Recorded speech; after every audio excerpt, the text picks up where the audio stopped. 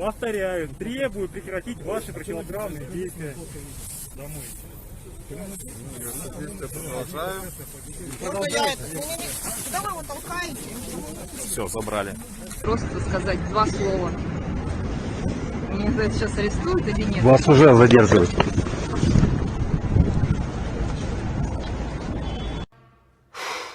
Boy, that escalated quickly.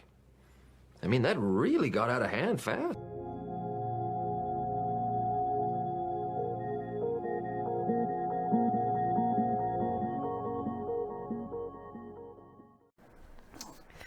You know, the situation with piracy on the not on the real high seas, but on the internet high seas.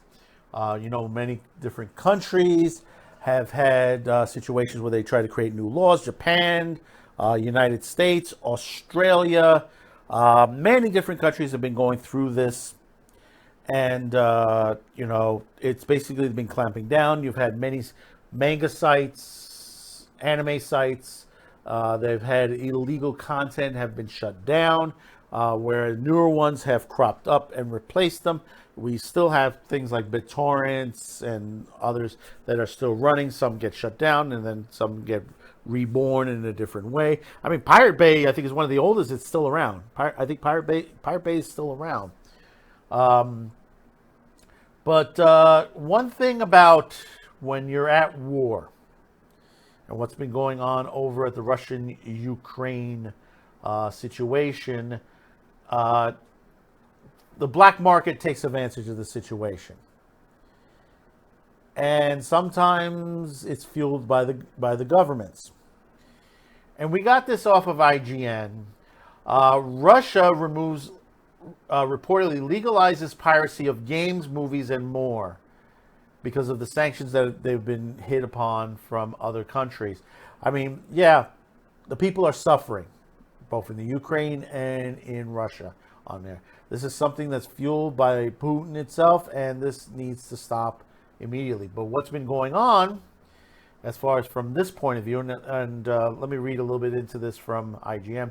According to the local media in Russia, the government has now announced that Russian companies have no obligation to pay patent holders for the use of intellectual properties from any country that have sanctioned the country.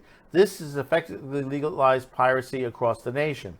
State-backed Russian newspaper Rossiya Gazeta, sorry if I butchered that, reports that the new laws allow Russian firms to use innovations from unfriendly countries without paying to use their intellectual properties. When it comes to Hollywood movies, it looks as though Russian people will be free to pirate them, and Russian politician Dmitry Leon has suggested that the country may unblock the torrent suite RU tracker to help Russians pirate Hollywood films. Since many Western studios have refused to release new films in Russia, this parliamentarian believes that thanks to the torrent tracker, users will be able to watch Hollywood films, reports Gazia. The move just comes days after Twitch suspended payments to Russian streamers. They have also introduced new rules to stop the spreading of misinformation, which is incorrect on there, allowing Twitch to take action against accounts deeming to spread false info such as video game footage being passed off as real-life war footage. That's a stupid thing, you know.